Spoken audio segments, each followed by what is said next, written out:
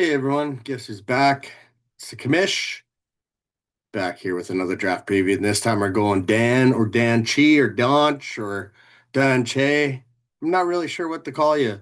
I kind of landed on Dan Chi. I kind of like that one, but obviously totally a respected dude. You're in tier two here, Dynasty two as well, and I think you potentially have a shot at each division in both those leagues if you play your cards right, and that's the thing. If you play your cards right, and again, when we talk about the tiered structure, it's a little bit different than Dynasty.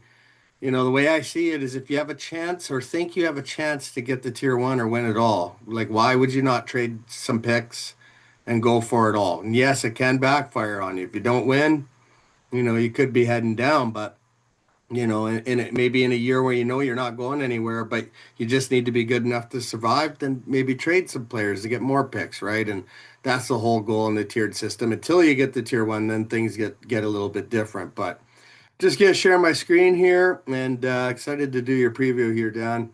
And let's just get it going. All right, so say my name. Let's get right into it.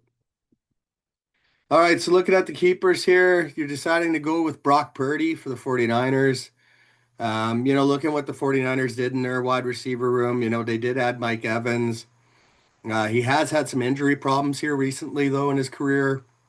Hamstrings will get to you, and that could definitely be a problem for Purdy because if Evans goes down, there's not, there's Parasol who also has his own injury history, and Juwan Jennings was showed the door, right? So that would obviously affect Purdy's fantasy performance, and that's something obviously to look at. You got to look at when you have players, what risks do they have, right? And a lot of it is who they're playing next to, right? Running back, Cam Scatterbo, this guy's a monster, I feel, a machine. He's just one of those guys that'll just run the wheels off and probably, run himself to death almost. That's the way it looks with this guy's attitude. But as far as I'm concerned, that could lead to fantasy relevance too. Maybe he could be like the second coming of Peyton Hillis. Who knows? But better than 1 year Peyton Hillis. So, anyways, I think that'll be a pretty decent keeper. And he's paired with the veteran, obviously, Christian McCaffrey, who talking about that 49ers offense, again, wide receiver room is okay with Evans in there, right? But one of those guys goes down, it gets a lot thinner, and they're gonna have to rely on C-Mac, obviously, and obviously Kittle would probably be a part of that too. But again, with C-Mac getting it late in his career, he's also had his injury history. You obviously don't want to see the injury there for him getting too much volume, but for you, the volume obviously means points.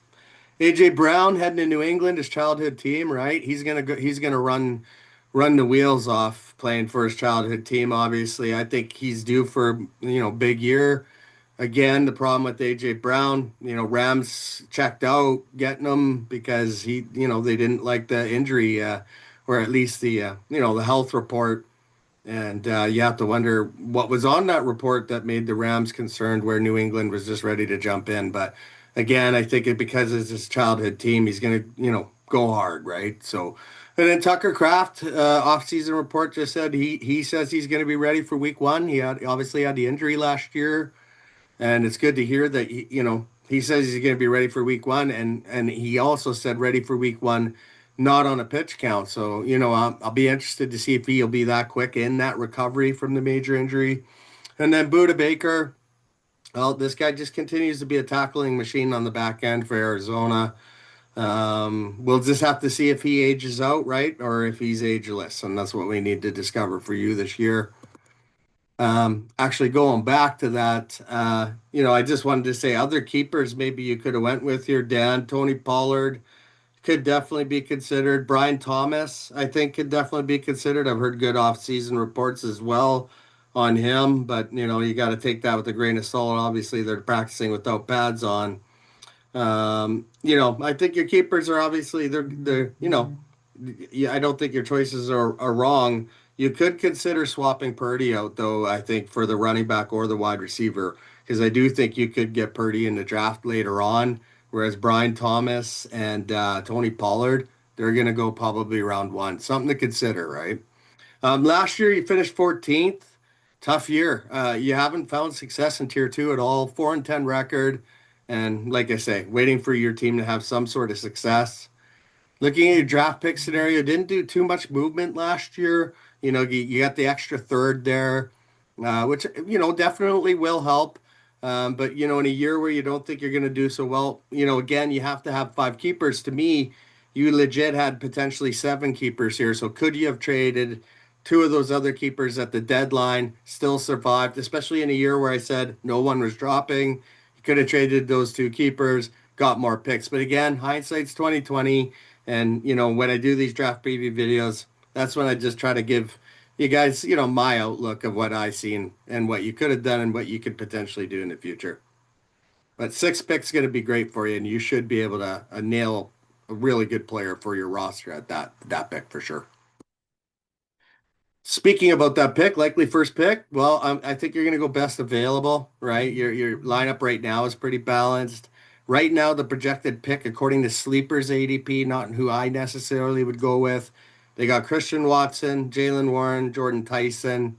I think, there's probably going to be better players that you could pick, but not that either one of those three are the bad ones for sure. But, there's going to be, some good players available, and obviously you'll have to pick who you think you should at that point in time. The outlook, potential storylines, draft picks. Well, the one trade, which of course, oh yeah, this is something I have to bring up. I noticed that you do not have a pick. You have one extra pick essentially, and that trade was with Angry Unicorns. So that extra third you got was from Angry Unicorns. There's a new owner coming in. So I may have to give Angry Unicorns one of your round 29s. That's as far as I'm concerned. The other previous owner traded a third rounder for a player. So to me, it would be a round 29 going back in return. When I do Angry Unicorns preview, I'll be able to know if you have to give up that draft pick. But you have one extra draft pick. There should be a round where you have no pick because you have the extra third, but you have a pick in every round. So I'm gonna get that corrected when I go through his preview, just so you're aware. Balanced roster. I think the division is somewhat up for grabs. There's a few good teams there this year, but I think if you do the right moves, you could definitely find a way to win. And that difference for success is going to be, can C-Mac keep going? Difference for failure is going to be if there is injuries to your running back core. Anyways, Dan, really appreciate having you in the league. You're a great ambassador. You're obviously make the chat fun, etc. And I wish you success this year, and hopefully you can find some success in tier two.